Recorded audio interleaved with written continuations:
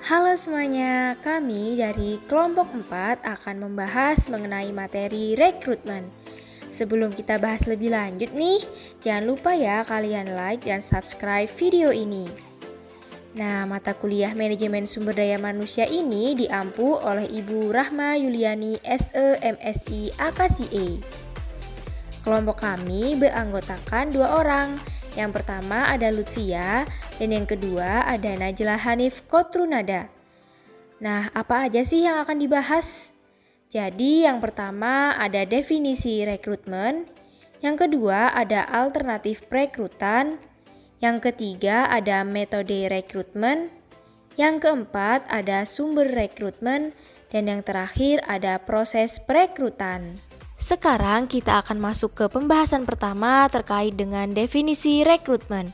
Jadi definisi rekrutmen itu adalah proses menarik orang-orang pada waktu yang tepat, dalam jumlah yang cukup, dan dengan persyaratan yang layak untuk mengisi lowongan dalam organisasi. Nah, definisi lainnya yaitu proses mencari, menemukan, dan menarik para calon karyawan untuk dipekerjakan dalam dan oleh organisasi. Jadi rekrutmen ini juga merupakan serangkaian kegiatan mencari dan memikat pelamar kerja dengan motivasi, kemampuan, keahlian, dan pengetahuan yang diperlukan untuk menutupi kekurangan yang diidentifikasi dalam perencanaan kepegawaian. Nah, apa sih tujuan dari rekrutmen ini? Jadi, tujuan dari rekrutmen ini adalah untuk memenuhi penawaran sebanyak mungkin dari calon-calon karyawan sehingga organisasi memiliki peluang yang lebih besar untuk menentukan pilihan terhadap calon pelamar yang dianggap memenuhi standar kualifikasi organisasi. Terlebih bila mengingat sumber daya manusia yang sangat terbatas, di mana hanya sedikit jumlah karyawan yang tersedia, sedangkan banyak organisasi yang membutuhkan tenaga kerja. Jadi organisasi itu harus selalu melakukan rekrutmen karena beberapa sebab, seperti perluasan kegiatan organisasi, berdirinya organisasi baru, terciptanya kegiatan dan perincian pekerjaan baru, adanya promosi, mutasi, transfer karyawan ke bagian lain ataupun berhenti, karyawan yang meninggal, karyawan yang mengundurkan diri ataupun pensiun dini, ataupun sebab lainnya. Maka, kegiatan rekrutmen ini dalam organisasi itu harus memiliki standar kualifikasi yang sudah disepakati bersama. Nah, pembahasan kedua yaitu mengenai alternatif perekrutan. Biaya perekrutan dan seleksi cukup signifikan ketika kita memperhitungkan semua pengeluaran terkait proses pencarian, wawancara, uang jasa agen, relokasi, dan pemrosesan karyawan baru. Maka, perusahaan itu harus mempertimbangkan alternatif-alternatif seperti alih daya, penggunaan karyawan tidak tetap, organisasi pemberi kerja profesional atau persewaan karyawan, dan penerapan lembur sebelum menjalankan perekrutan. Nah, yang pertama dibahas yaitu mengenai alih daya. Jadi, alih daya atau bisa disebut dengan outsourcing itu adalah proses mempekerjakan pemasok jasa eksternal untuk menjalankan pekerjaan yang sebelumnya dikerjakan secara internal. Mensubkontrakkan berbagai fungsi kepada perusahaan lain telah menjadi praktik yang umum dalam industri selama beberapa dekade ini. Keputusan ini mungkin masuk akal ketika subkontraktor bisa menjalankan fungsi tertentu, seperti pemeliharaan yang diharapkan akan lebih efisien dan efektif. Yang kedua adalah karyawan tidak tetap. Jadi, karyawan tidak tetap adalah orang-orang yang bekerja sebagai karyawan paruh waktu, karyawan sementara, ataupun kontraktor independen. Alasan yang diungkapkan oleh berbagai perusahaan untuk menggunakan karyawan tidak tetap itu sangat beragam dan mencakup fluktuasi musiman. Pekerjaan berbasis proyek, keinginan memperoleh keterampilan yang tidak tersedia dalam populasi karyawan yang ada, pembekuan penarikan karyawan, dan pertumbuhan yang cepat. Perusahaan yang menyediakan para karyawan tidak tetap atau sementara ini dapat membantu klien mereka dalam menangani beban kerja yang berlebihan ataupun beban kerja khusus. Perusahaan tersebut menugaskan karyawan mereka sendiri ke tempat pelanggan mereka dan memenuhi semua kewajiban sebagaimana layaknya pemberi kerja pada umumnya. Nah, apakah penggunaan karyawan tidak tetap ini sehat bagi masyarakat kita dalam jangka panjang? Dalam waktu yang lebih pendek, manfaat-manfaat yang diperoleh dengan menggunakan karyawan tidak tetap mungkin penting bagi keberhasilan ataupun bahkan kelangsungan hidup dari banyak perusahaan. Alternatif ketiga yaitu mengenai organisasi pemberi kerja profesional atau persewaan karyawan.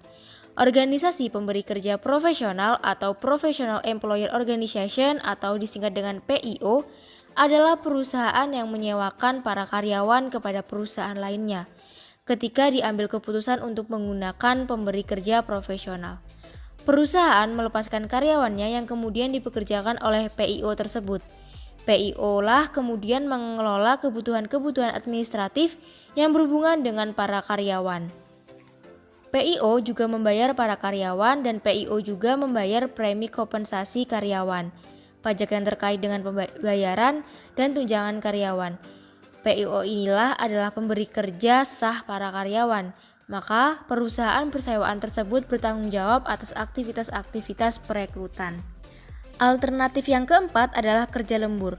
Mungkin alternatif perekrutan yang paling umum digunakan terutama dalam memenuhi fluktuasi jangka pendek dalam beban kerja adalah kerja lembur. Kerja lembur bisa membantu baik pemberi kerja maupun karyawan. Pemberi kerja memperoleh manfaat dengan terhindar dari biaya-biaya perekrutan, seleksi, dan pelatihan. Para karyawan memperoleh keuntungan dari peningkatan pendapatan selama periode kerja lembur. Namun, sesungguhnya ada masalah-masalah potensial di balik kerja lembur tersebut. Beberapa manajer yakin bahwa ketika para karyawan bekerja untuk periode panjang yang tidak seperti biasa, perusahaan membayar lebih banyak dan menerima hasil yang lebih sedikit. Para karyawan juga bisa menjadi lebih lelah dan kekurangan tenaga untuk bekerja pada tingkat normal. Nah, alternatif terakhir yaitu lingkungan eksternal perekrutan. Seperti fungsi-fungsi sumber daya manusia lainnya, proses perekrutan tidak terjadi di ruang hampa. Faktor-faktor di luar organisasi bisa secara signifikan mempengaruhi upaya-upaya perekrutan perusahaan. Faktor-faktor tersebut yang pertama ada kondisi pasar tenaga kerja. Sangat penting diperhatikan adalah permintaan dan penawaran keterampilan-keterampilan khusus dalam pasar tenaga kerja.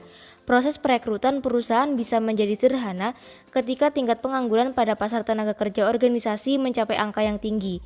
Jumlah pelamar yang tidak diterima biasanya lebih besar dan meningkatnya ukuran kelompok tenaga kerja yang menyediakan peluang yang lebih baik untuk menarik para pelamar yang memenuhi syarat. Yang kedua ada pertimbangan hukum. Masalah-masalah hukum juga memainkan peran signifikan dalam praktik-praktik perekrutan. Hal ini tidaklah mengejutkan karena calon karyawan dan pemberi kerja melakukan pertemuan untuk pertama kalinya dalam proses perekrutan. Proses perekrutan yang tidak dirumuskan dengan baik bisa menciptakan masalah-masalah dalam proses seleksi. Dan yang terakhir ada kebijakan promosi. Kebijakan promosi perusahaan bisa memiliki dampak signifikan pada perekrutan. Perusahaan bisa menekankan kebijakan promosi dari dalam strukturnya sendiri atau kebijakan di mana posisi-posisi secara umum diisi dari luar perusahaan.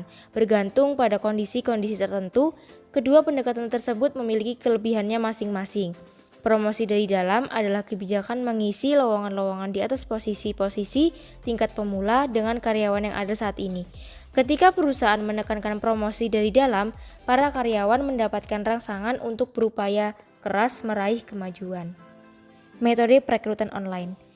Perekrutan online dapat secara efektif mengidentifikasi para pelamar aktif maupun pasif.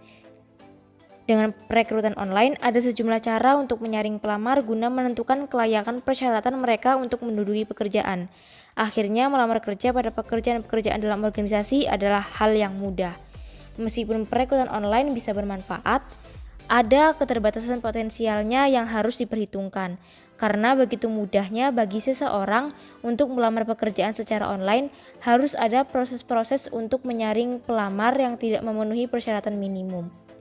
Berbagai metode perekrutan yang melibatkan perekrutan online didiskusikan berikut ini. Perekrut internet. Perekrut internet yang juga disebut sebagai perekrut maya adalah orang-orang yang bertanggung jawab menggunakan internet dalam proses perekrutan. Hampir semua perusahaan saat ini mengumumkan pekerjaan lowong pada situs web organisasinya. Harus ada orang-orang yang memantau dan mengkoordinasi aktivitas-aktivitas tersebut. Semakin banyak perusahaan merekrut lewat internet, semakin besar kebutuhan akan para perekrut internet. Yang kedua adalah bursa kerja virtual. Adalah metode perekrutan online yang dilakukan oleh suatu pemberi kerja atau sekelompok pemberi kerja untuk menarik sejumlah besar pelamar. Yang ketiga adalah situs web karir perusahaan.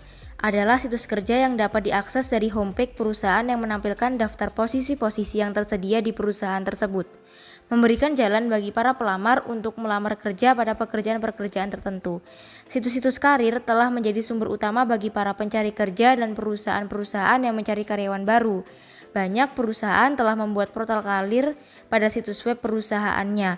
Membangun portal karir dimulai dengan menempatkan sebuah link pada situs web perusahaan, biasanya pada homepage yang diberi label karir atau jobs. Yang terakhir adalah weblog atau disingkat dengan blog. Weblog atau blog telah mengubah cara orang untuk mencari informasi. Google atau mesin pencari, blog seperti teknoroti.com dapat digunakan. Yang perlu dilakukan semua orang hanyalah mengetikkan kata kunci seperti marketing job. Blog-blog dibuat agar mudah ditemukan dengan nama-nama seperti defensejobs.com, attorneyjobs.com, dan salesjobs.com. Google meluncurkan blog search google.com, sebuah alat pengindeksan baru yang menunjukkan isu-isu terbaru dalam setiap kata kunci ataupun topik. Beberapa pemberi kerja dan agen tenaga kerja mendapati bahwa membaca blog merupakan cara melakukan pemeriksaan latar belakang secara rinci dan rahasia. Di blog tersedia banyak informasi mengenai berbagai hal seperti usia, status perkawinan, nilai rumah, lelucon kampus yang ingin dilupakan, klaim kebangkrutan, afiliasi politik, serta nama dan usia anak-anak. Karena orang secara personal menaruh informasi di internet, maka perekrutan tidak perlu menanyainya lagi. Beberapa situs dalam weblog yaitu situs web ketenagakerjaan umum, Nestlink, situs khusus, situs karyawan kontrak, dan terakhir situs pekerjaan karyawan jam-jaman. Selain metode perekrutan secara online yang sudah dijelaskan sebelumnya, metode perekrutan juga dapat dilakukan secara tradisional. Meskipun perekrutan online sudah punya pengaruh yang besar pada pelaksanaannya, akan tetapi metode-metode tradisional masih digunakan. Yang pertama adalah iklan media. Iklan dapat mengkomunikasikan kebutuhan-kebutuhan ketenagakerjaan perusahaan kepada masyarakat melalui media seperti koran, jurnal perdagangan, radio, televisi, dan billboard. Pada dasarnya, sebuah iklan dapat menciptakan kesadaran, memunculkan ketertarikan, dan mendorong para calon untuk mencari informasi yang lebih banyak mengenai perusahaan dan peluang-peluang kerja yang diberikan. Yang kedua adalah agen tenaga kerja.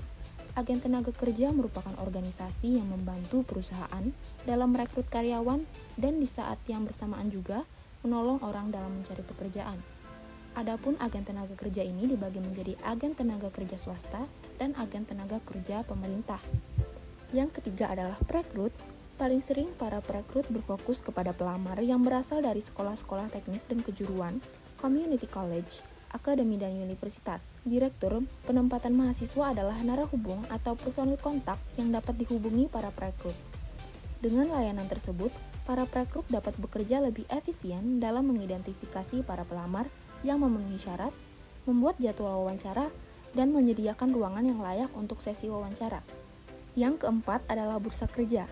Metode perekrutan yang dilakukan oleh pemberi kerja untuk menarik minat pelamar kerja agar mengikuti wawancara di satu lokasi disebut bursa kerja. Dari prospek pemberi kerja, bursa kerja memiliki keunggulan utama, yakni berpeluang untuk bertemu dengan calon pelamar dalam kurun waktu yang singkat. Selain itu, para pelamar dapat mengakses dengan mudah dengan pemberi kerja. Bursa kerja juga dilakukan oleh universitas guna membantu mahasiswa-mahasiswa agar mendapat pekerjaan. Yang kelima yaitu magang. Magang termasuk perekrutan khusus yang menempatkan mahasiswa di pekerjaan sementara selama beberapa bulan saja, atau selama 1 semester perkuliahan tanpa harus mempekerjakan mahasiswa tersebut secara tetap. Sebagai sarana penyaluran bakat dengan mempekerjakan tugas-tugas yang dibutuhkan saja. Magang juga dapat membuat mahasiswa dapat menerapkan teori bisnis dan mempraktikannya secara langsung di lapangan. Yang keenam adalah perusahaan pencari eksekutif atau executive search firm, yang merupakan sarana atau organisasi yang digunakan perusahaan dalam mencari para profesional dan eksekutif. Manfaat utama dari perusahaan pencari eksekutif ini yaitu pembidik atau menemukan kandidat yang ideal. Tugas perusahaan pencari ini antara lain menampilkan kandidat atau pelamar yang paling memenuhi syarat dalam menjalankan pekerjaan, dan perusahaan juga yang memutuskan siapa yang akan dipekerjakan. Yang ketujuh adalah asosiasi profesional. Asosiasi profesional menjalankan situs karir dan menerbitkan jurnal yang berisi iklan cetak dan iklan situs web kelompok profesi pekerjaan yang dapat dibaca oleh anggotanya. Asosiasi profesi dalam bidang bisnis antara lain keuangan, pemasaran, akuntansi, dan sumber daya manusia menyediakan pelayanan rekrutmen dan penempatan kerja bagi anggotanya. Yang kedelapan adalah pelamar yang belum dipanggil. Organisasi atau perusahaan yang memiliki reputasi baik, mereka akan menarik calon karyawan yang berkualitas. Pelamar yang belum dipanggil karena pelamar secara positif mengacu pada reputasi perusahaan sebagai para karyawan yang bernilai. Dengan begitu, para pelamar dapat mengunjungi situs web karir perusahaan dan masuk dengan membuat lamaran online. Yang kesembilan adalah open house. Open house adalah alat perekrutan yang dilakukan dengan lebih santai, lebih murah, dan lebih cepat. Teknik ini lebih sesuai apabila organisasi ingin menarik calon pelamar yang memiliki keterampilan dan keahlian yang langka dan terbatas. Yang ke-10 adalah perekrutan acara. Dalam hal ini, para perekrut harus menghadiri acara yang dihadiri oleh target perusahaan. Perusahaan bisa menjadi sponsor ataupun co-sponsor, menyumbang konsumsi, atau memberikan hadiah. Dengan begitu, perusahaan dapat menyampaikan citranya sebagai perekrutan karyawan di acara tersebut. Yang ke-11 adalah bonus bergabung. Perusahaan menawarkan bonus bergabung atau sign-on bonus kepada calon karyawan untuk pekerjaan tertentu dengan harapan dapat menarik talenta puncak atau tinggi khususnya pada bidang dengan permintaan tinggi. Contohnya perawat kesehatan, penjualan, pemasaran, akuntansi, dan keuangan. Yang terakhir adalah kompetisi teknologi tinggi. Sebagai contoh, perusahaan Google memiliki cara tersendiri untuk menarik para pelamar pada posisi teknis dengan mensponsori kompetisi ataupun lomba pemrograman komputer yang diikuti mahasiswa dari seluruh dunia. Tentunya, para pemenang menjadi sorotan publik. Jadi, dapat dikatakan Google bisa menemukan orang yang berbakat yang bisa diangkat menjadi karyawannya dengan adanya kompetisi tersebut. Selanjutnya adalah sumber-sumber rekrutmen. Sumber rekrutmen dapat dibagi menjadi dua, yaitu sumber rekrutmen internal dan eksternal. Sumber rekrutmen internal adalah tenaga kerja yang sudah ada di dalam organisasi saat ini. Kemudian, sumber-sumber perekrutan eksternal meliputi sekolah menengah umum dan sekolah kejuruan. Organisasi-organisasi yang berminat merekrut klerk dan karyawan-karyawan tingkat pemula atau entry level seringkali bergantung pada sekolah menengah umum dan sekolah kejuruan. Banyak dari lembaga tersebut memiliki program pelatihan yang unggul untuk keterampilan-keterampilan kerja khusus, seperti reparasi peralatan rumah tangga dan montir mesin ringan. Beberapa perusahaan bekerja sama dengan beberapa sekolah untuk memastikan tersedianya pasokan orang-orang terlatih dengan kemampuan kerja khusus. Yang kedua yaitu community college. Community college biasanya memiliki program 2 tahun yang dirancang untuk pendidik terakhir maupun program sarjana. Community college juga banyak memiliki program manajemen unggulan yang dikombinasikan dengan pelatihan untuk profesi-profesi khusus. Yang ketiga yaitu akademi dan universitas. Akademi dan universitas mewakili sumber perekrutan utama bagi berbagai organisasi.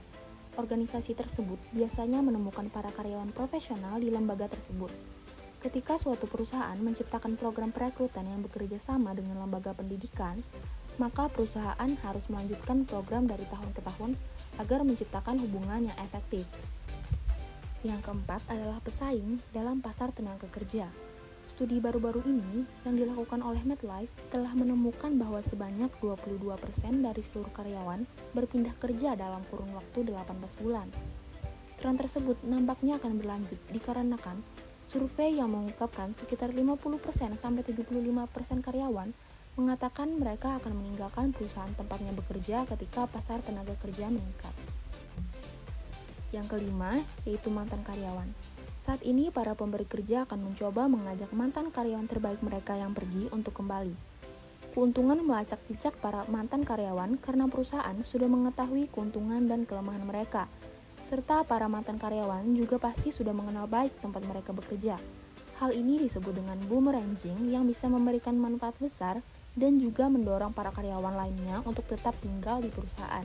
Yang keenam adalah pengangguran. Pengangguran merupakan sumber karyawan baru yang berharga. Setiap hari, para pelamar yang memenuhi syarat menjadi pengangguran dikarenakan berbagai alasan. Para karyawan juga ada yang dipecat hanya karena perbedaan pendapat dengan para atasan mereka. Tidak jarang pula para karyawan merasa frustasi terhadap pekerjaan mereka dan memutuskan untuk berhenti. Yang ketujuh adalah personil militer. Operasi transisi merupakan program yang menawarkan kepada para pemberi kerja dan wahana untuk memanfaatkan kelompok tenaga kerja militer secara gratis. Yang kedelapan adalah karyawan yang bekerja mandiri. Karyawan yang bekerja mandiri berpotensi bisa menjadi karyawan yang baik. Orang tersebut kemungkinan adalah wirausahawan yang cerdas dan kreatif. Bagi perusahaan, kualitas-kualitas seperti inilah yang penting untuk daya saing berkelanjutan. Yang terakhir adalah proses perekrutan. Seperti yang terlihat di layar, bahwa ketika perencanaan sumber daya manusia mengindikasikan adanya kebutuhan akan karyawan, perusahaan bisa mengevaluasi alternatif-alternatif penarikan karyawan. Jika alternatif-alternatif tersebut terbukti tidak layak, maka proses perekrutan pun dimulai. Langkah berikutnya dalam proses perekrutan adalah menentukan apakah para karyawan yang memenuhi syarat tersedia di dalam perusahaan atau harus dicari dari sumber-sumber eksternal. Ketika perusahaan mengidentifikasi sumber-sumber kandidat, perusahaan tersebut menggunakan metode-metode yang tepat untuk melakukan perekrutan internal atau eksternal untuk mencapai tujuan perekrutan. Calon karyawan merespons upaya-upaya perekrutan dengan menyerahkan data profesional dan data pribadi dalam form lamaran atau daftar riwayat hidup, tergantung pada kebijakan perusahaan. Nah, sekian video dari kami. Kami akhiri. Wassalamualaikum warahmatullahi wabarakatuh. Jangan lupa ya like, comment, and subscribe video ini ya. Bye-bye.